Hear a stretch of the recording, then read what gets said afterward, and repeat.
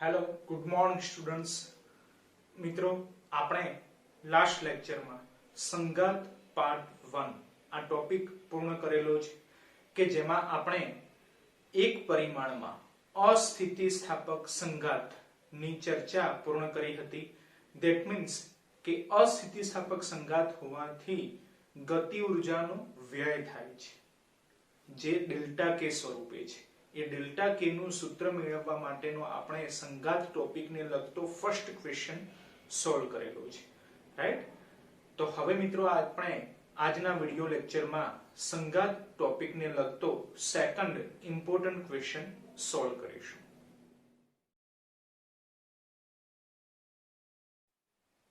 મિત્રો સંઘાત ટોપિકને લગતો જે સેકન્ડ ઇમ્પોર્ટન્ટ ક્વેશ્ચન છે એ આ પ્રમાણે છે. એક પરિમાણમાં સ્થિતિસ્થાપક સંઘાત પછીની ઝડપના સૂત્રો મેળવો. એક પરિમાણમાં સ્થિતિસ્થાપક સંઘાત થાય તો એ સંઘાત પછી પદાર્થની ઝડપના સૂત્રો આપણે મેળવવાના છે. જેના માટે તમને આકૃતિ દેખાતી હશે, જેના આધારે ખ્યાલ આવે કે ઉદાહરણ તરીકે આપણે બે ગોળાઓ ધ્યાનમાં લીધેલા છે, બરાબર? તો આપણે આકૃતિ સમજવાનો પ્રયત્ન કરીએ છીએ, બરાબર?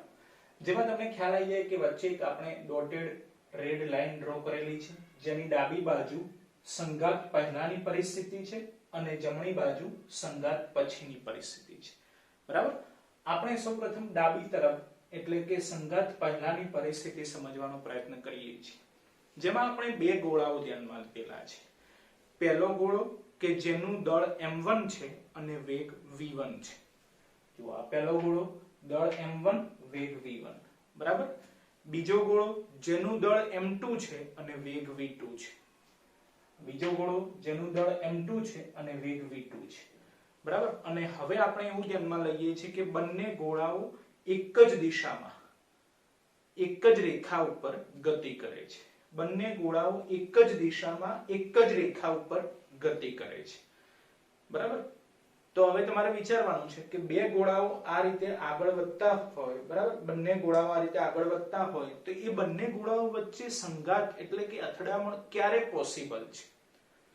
તો એના માટે ત્રણ જુદી જુદી કન્ડિશન આપણે ધ્યાનમાં લઈએ છીએ.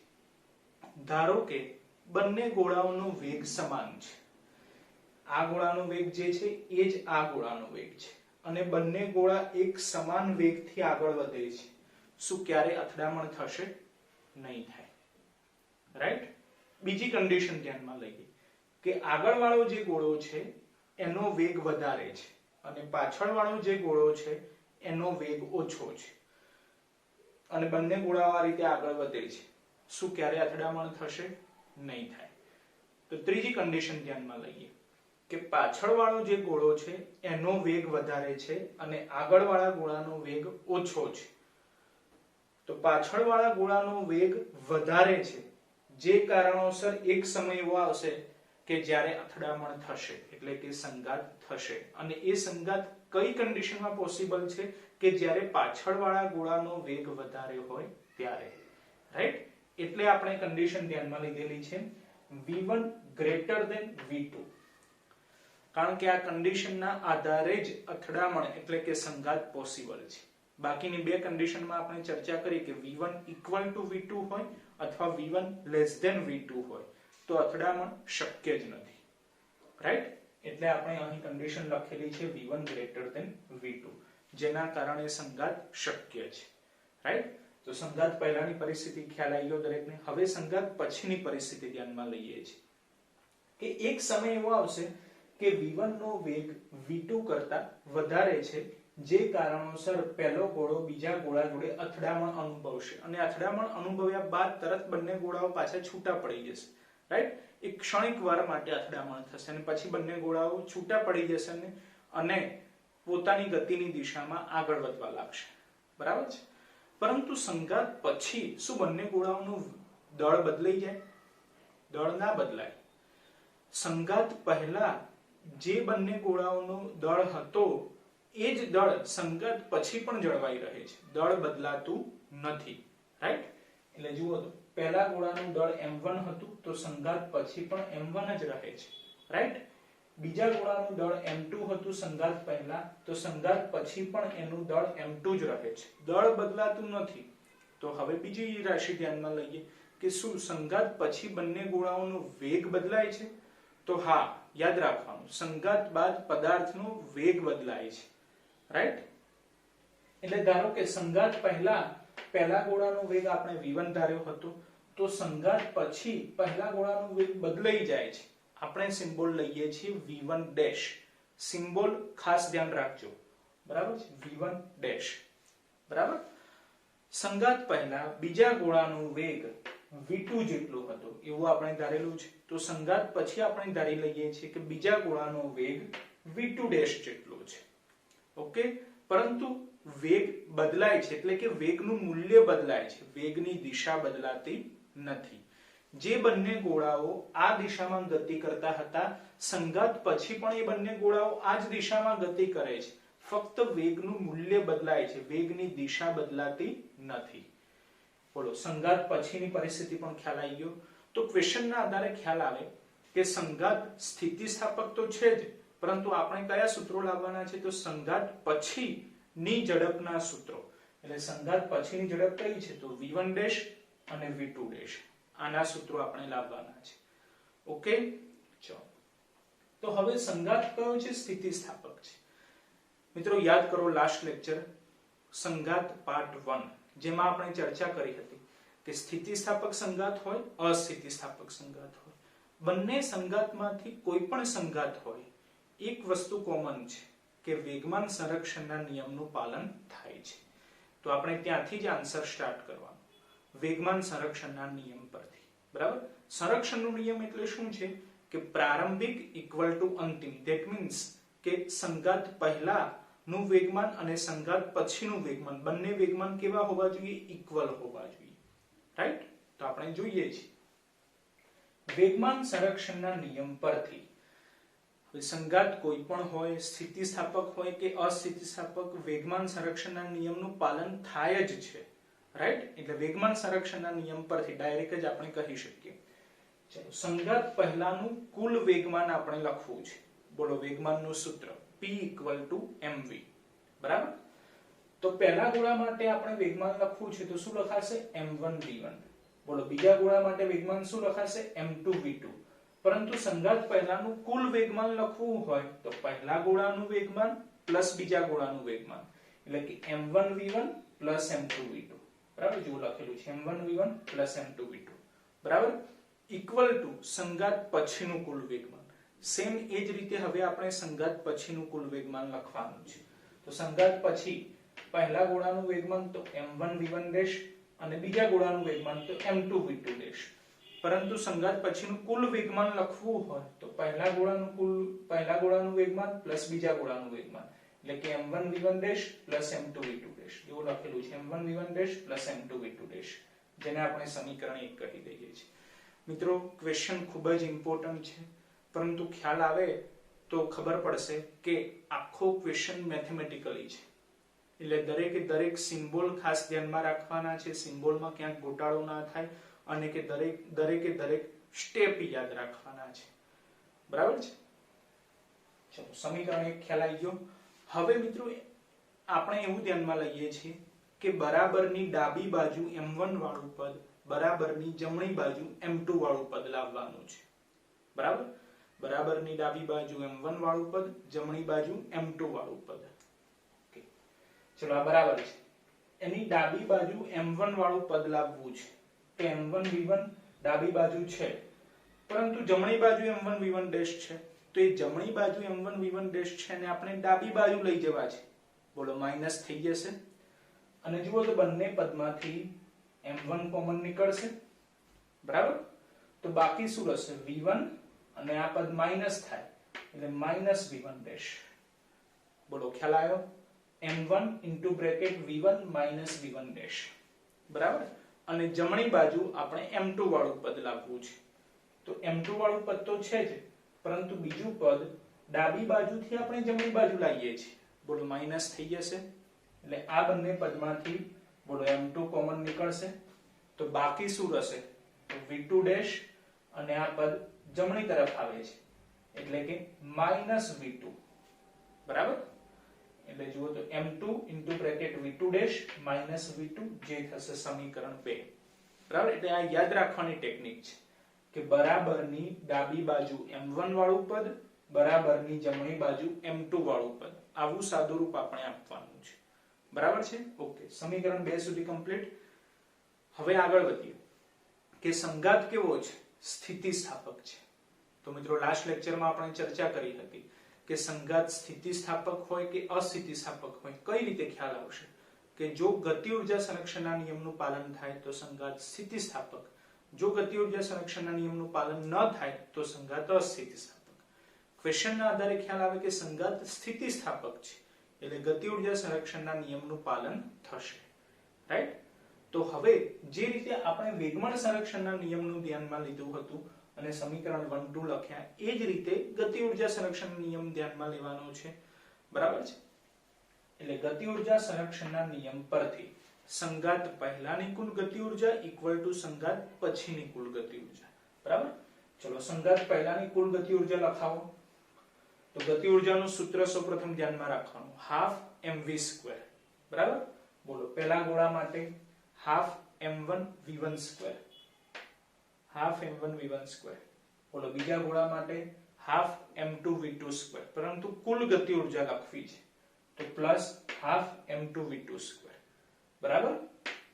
ચલો સંઘાત પછીની કુલ ગતિ ઉર્જા લખવી છે, સંઘાત પછીની કુલ ગતિ ઉર્જા. બોલો પહેલા ગોળાની ગતિ ઉર્જા હાફ m1 v1² પ્લસ કુલ ગતિ ઉર્જા લખવાની છે એટલે કે પ્લસ બીજા ગોળાની ગતિ ઉર્જા તો હાફ m2 v2².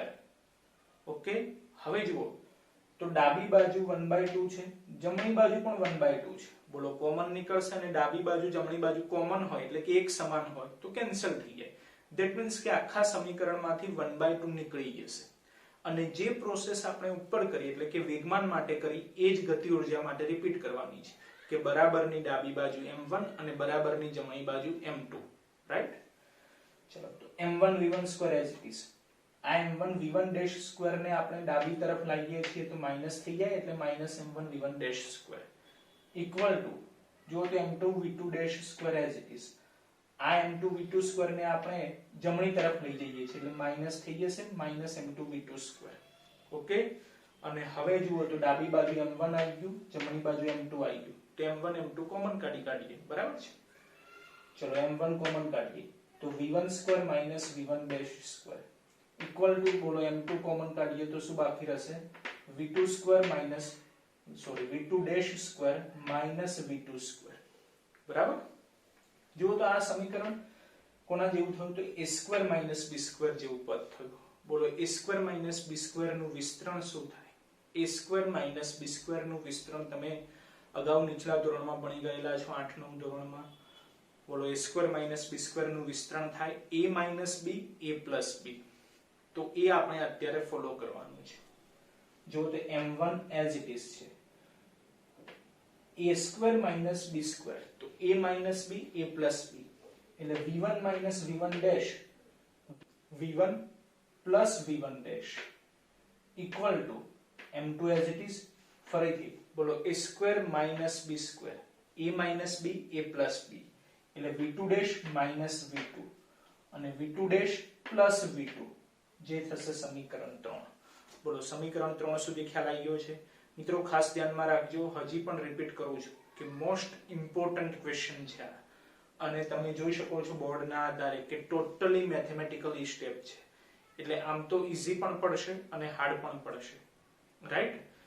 પરંતુ ક્વેશ્ચન કેવી રીતે સ્ટેપ વાઇઝ યાદ રાખવું એ આપણે વિડિયો લેક્ચરમાં બતાવતા જઈશું. ચલો સમીકરણ 3 સુધી ખ્યાલ આવી ગયો છે. હવે આપણે એવું ધ્યાનમાં લઈએ છીએ કે સમીકરણ 3 અને 2 નો ગુણોત્તર કરીએ 3/2 સમીકરણ 3 અપોન સમીકરણ 2 કરીએ છીએ બરાબર. ધ્યાન આપજો. જુઓ તો સમીકરણ 3 ની ડાબી બાજુ અને સમીકરણ 2 ની ડાબી બાજુ બંનેનો ગુણોત્તર લઈએ, શું કેન્સલ થાય છે એ જોવાનું છે બરાબર. ફક્ત ડાબી બાજુ જુઓ m1 m1 બોલો કેન્સલ, v1 - v1' બોલો કેન્સલ. તો બાકી શું રહ્યું તો v1 + v1' okay v1 plus v1 dash. ચલો બરાબરની જમણી બાજુ જો તો m2 m2 cancel, v2 dash minus v2 બોલો કેન્સલ, બાકી શું રહ્યું તો v2 dash plus v2. That means કે સમીકરણ 3 માંથી પ્લસ વાળું સ્ટેપ બાકી રહે છે.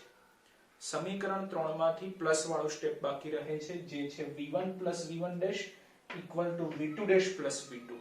તો એ આપણે લખી દઈએ છીએ. ઓકે, ખ્યાલ આવી ગયો છે દરેકને? સમીકરણ 3/2 therefore ડાબી બાજુ v1 plus v1 dash equal to v2 plus v2 dash. બરાબર? અને આમાંથી આપણે આ પદમાંથી આપણે v1 ડેશ અને v2 ડેશ જે સંગાત પછીનો વેગ છે એના સૂત્રો લાવવાના છે. તો કાં તો v1 ડેશ કાં તો v2 ડેશ બેમાંથી ગમે તે એકને તમે કરતા બનાવી શકો છો. એ આપણી ચોઈસ છે. રાઈટ? જેમ કે હું અત્યારે v1 ડેશ ને કરતા બનાવું છું. કોઈ વિદ્યાર્થી v2 ડેશ ને પણ કરતા બનાવી શકે છે. આન્સરમાં કોઈ ચેન્જ નહીં આવે. રાઈટ? ચલો v1 ડેશ ને કરતા બનાવો તો પ્લસ v1 સામે જશે તો માઈનસ થઈ જશે. એટલે v1 dash equal to v2 plus v2 dash minus v1 સમીકરણ 4. બોલો સમીકરણ 4 સુધી ક્લિયર? અને હવે આપણે આ સમીકરણ 4 ની કિંમત સમીકરણ 1 માં મૂકીએ છીએ. જો ધ્યાન આપજો, આ સમીકરણ 4 જેમાં v1 ડેશ આપણે શોધેલા છે એને ક્યાં મૂકવાના છે? સમીકરણ 1 માં મૂકવાના છે. સમીકરણ 1 આ રહ્યા, એમાં આ રહ્યા v1 ડેશ. આ v1 ડેશ ની જગ્યાએ આપણે શું લખવાનું છે? સમીકરણ 4 લખવાના છે. બાકી કોઈ ચેન્જ કરવાનું નથી. ઓકે, ચલો તો જો સમીકરણ 1 એમનું એમ આપણે લખીશું, ખાલી v1 ડેશ ની જગ્યાએ સમીકરણ 4 લખીશું તો ડાબી બાજુ કોઈ ચેન્જ નહીં થાય. રાઈટ? એટલે m1v1 m2v2.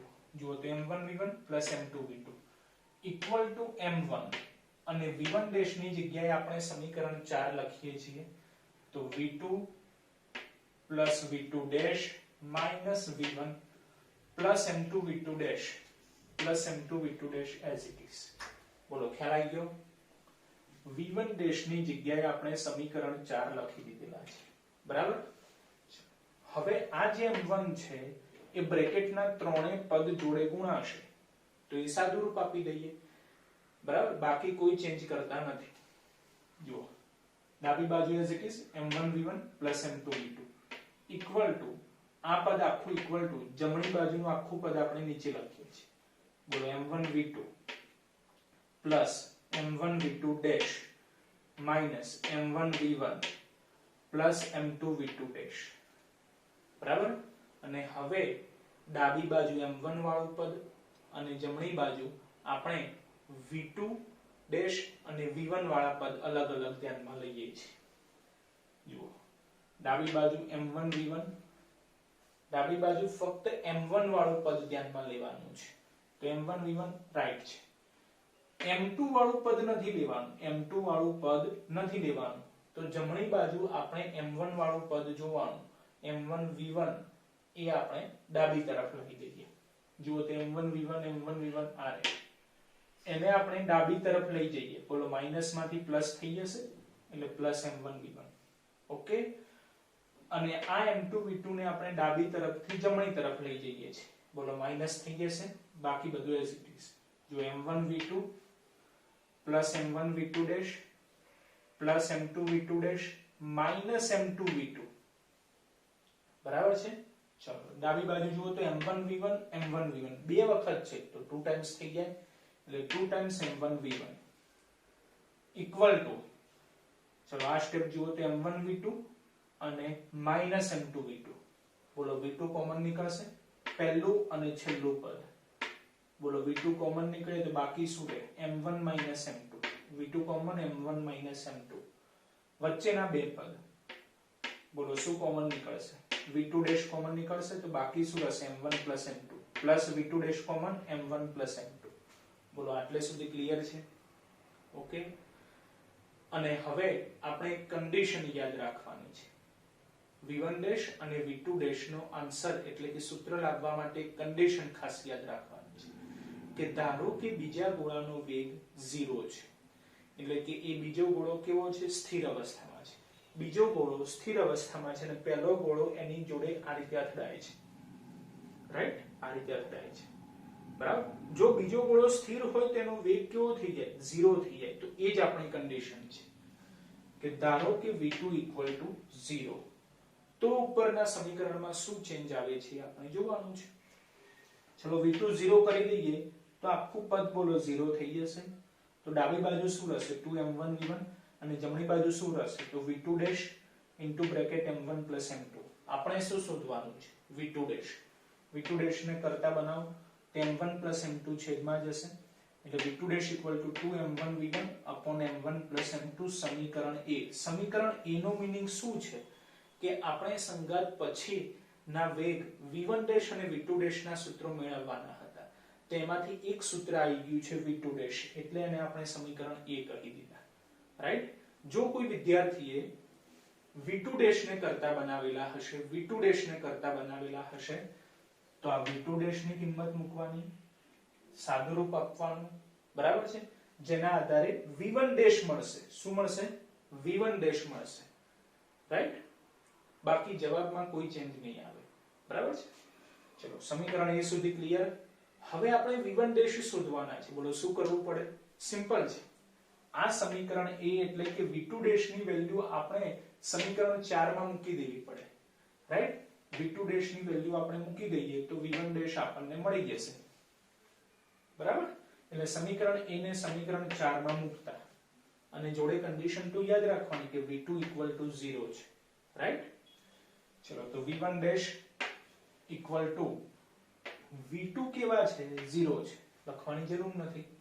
v2 ડેશ એની જગ્યાએ તો સમીકરણ એ લખીશું 2m1 v1 upon m1 plus m2 minus v1, બરાબર.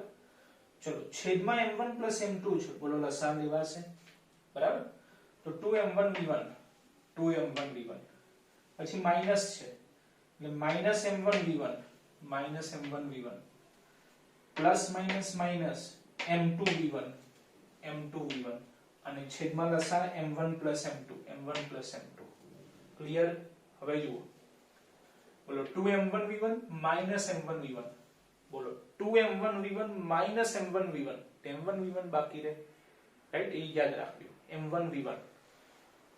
બોલો m1 v1 minus m2 v1, બોલો v1 કોમન નીકળે તો m1 minus m2 છેદમાં m1 plus m2.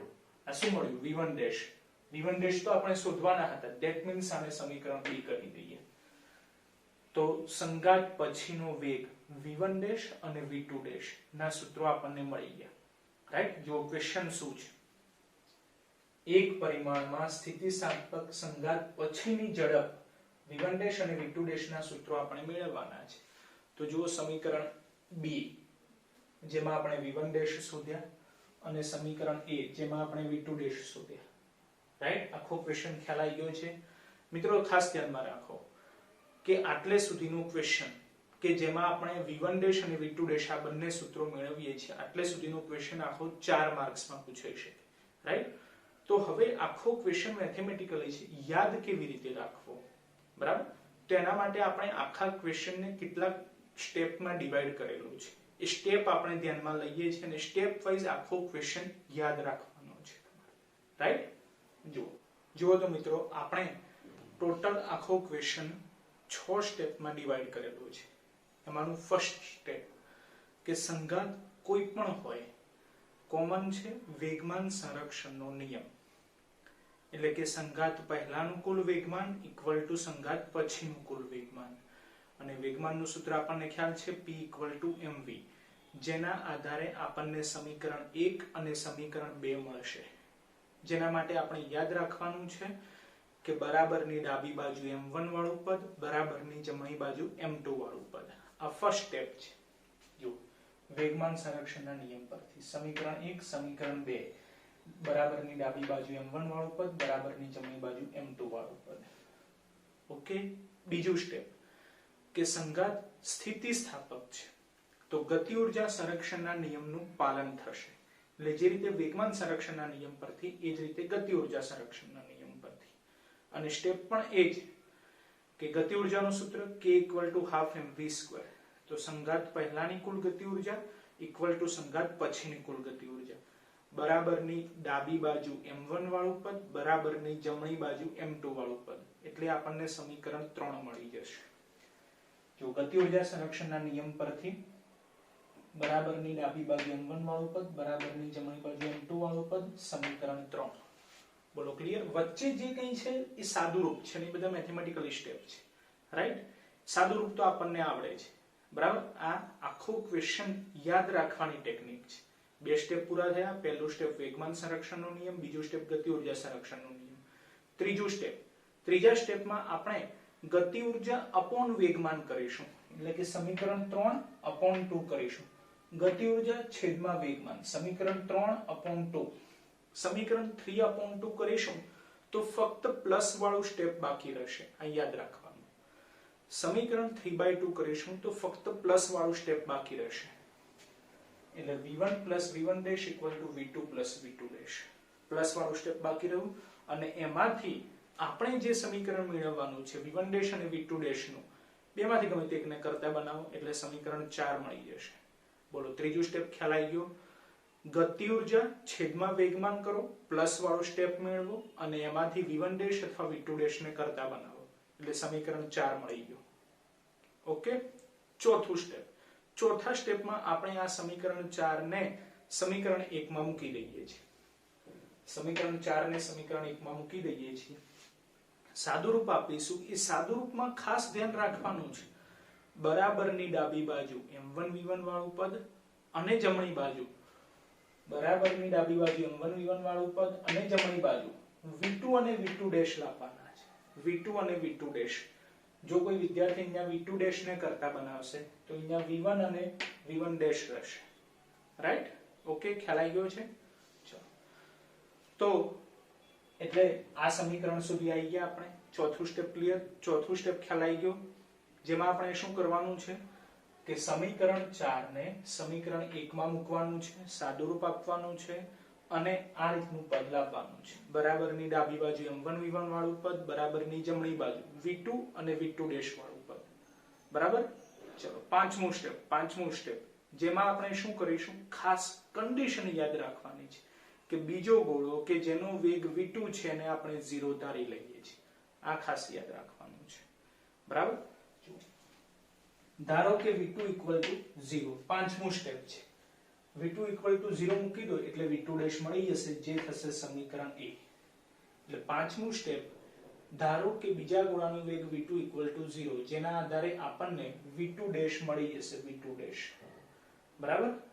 અને છઠ્ઠું સ્ટેપ કે આ મળેલા v2' ની વેલ્યુ સમીકરણ 4 માં મૂકી દઈએ, બરાબર? તો આપણને v1' મળી જશે, જે થશે છઠ્ઠું સ્ટેપ. બરાબર? એટલે v1' મળી ગયા. ઓકે, તો 6 સ્ટેપ ખ્યાલ આવી ગયા. ફરીથી આપણે રિપીટ કરી દઈએ છીએ. આ 6 સ્ટેપના આધારે આખો ક્વેશ્ચન યાદ રાખવાનું છે. પહેલું સ્ટેપ વેગમાન સંરક્ષણનો નિયમ, બરાબરની ડાબી બાજુ m1 બરાબરની જમણી બાજુ m2, સમીકરણ 1 2 મળી ગયા. બીજું સ્ટેપ ગતિ ઉર્જા સંરક્ષણનો નિયમ, ફરીથી બરાબરની ડાબી બાજુ m1 બરાબરની જમણી બાજુ m2, બોલો સમીકરણ 3 મળી ગયું. ત્રીજું સ્ટેપ ગતિ ઉર્જા છેદમાં વેગમાન, સમીકરણ 3/2 કરવાના, બરાબર? અને એમાંથી પ્લસ વાળું સ્ટેપ બાકી રહેશે અને એમાંથી v1' ને કરતા બનાવો, સમીકરણ 4 મળી ગયા. 3 સ્ટેપ પૂરા થઈ ગયા. ચલો, ચોથું સ્ટેપ. ચોથા સ્ટેપમાં આપણે શું કરીશું, એ સમીકરણ 4 ને સમીકરણ 1 માં મૂકી દઈશું, બરાબર છે? અને સાદુરૂપ આપીશું. ચલો, 4 સ્ટેપ પૂરા થઈ ગયા. પાંચમું સ્ટેપ, ધારો કે v2 = 0, કન્ડિશન યાદ રાખવાની છે. સાદુરૂપ આપો એટલે v2' મળી જશે, બરાબર? પાંચમું સ્ટેપ, v2' મળી ગયા.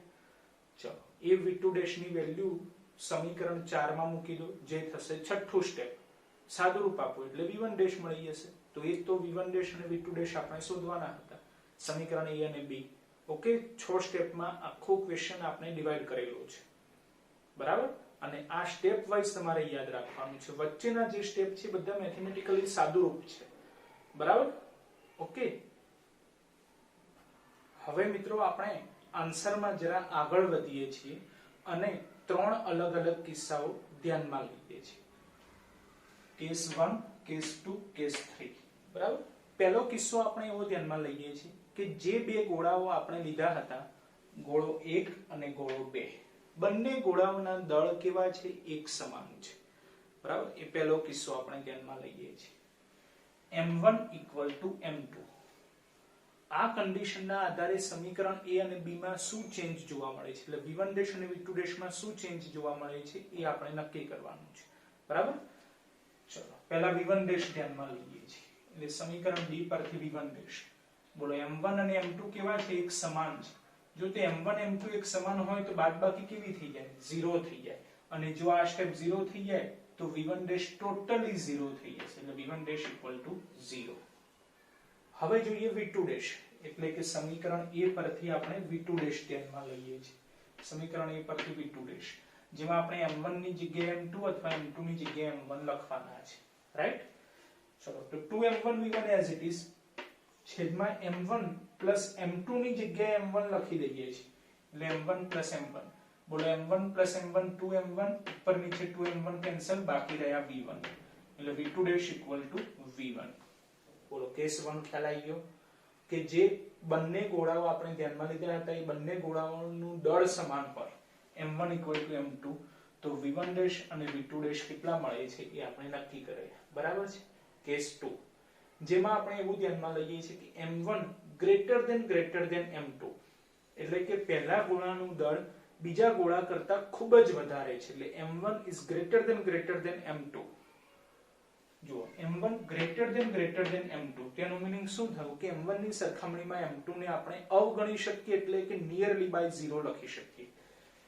જે કિંમત નાની છે m2 એને આપણે નિયરલી બાય 0 કહી શકીએ, એટલે કન્ડિશન થઈ ગઈ m2 = 0.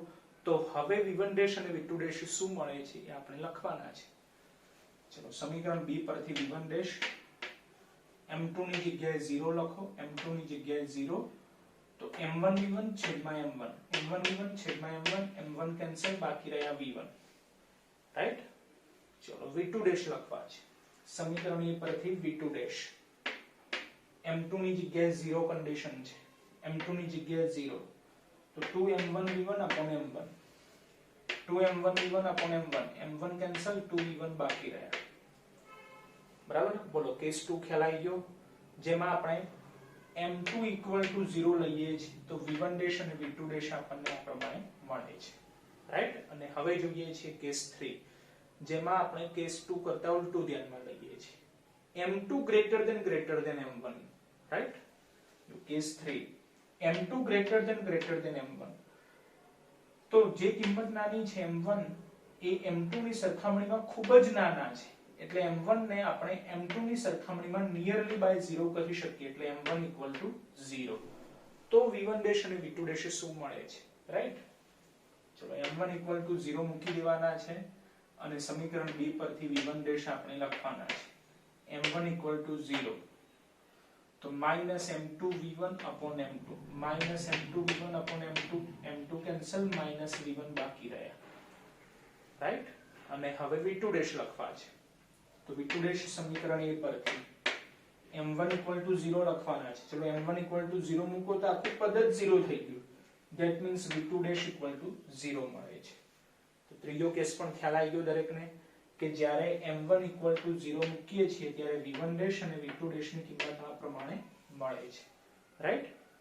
એટલે મિત્રો ખાસ ધ્યાનમાં રાખો કે જો ક્વેશ્ચન આટલે સુધી પૂછાય કે સંગાત પછીની ઝડપના સૂત્રો મેળવો v1' અને v2', તો ક્વેશ્ચન 4 માર્ક્સમાં આટલે સુધીનો જ લખવાનો, પરંતુ એના વિવિધ કિસ્સાઓની ચર્ચા કરો તો કેસ 1 2 3 ઉમેરાઈ જાય તો આખું ક્વેશ્ચન 5 માર્ક્સમાં થઈ જાય, રાઈટ. અને કદાચ કેસ અલગથી પણ પૂછાઈ શકે, બરાબર છે. તો સંગાત પાર્ટ 2, એટલે કે સંગાત ટોપિકને લગતો આ સેકન્ડ ક્વેશ્ચન દરેકને ખ્યાલ આવી ગયો હશે.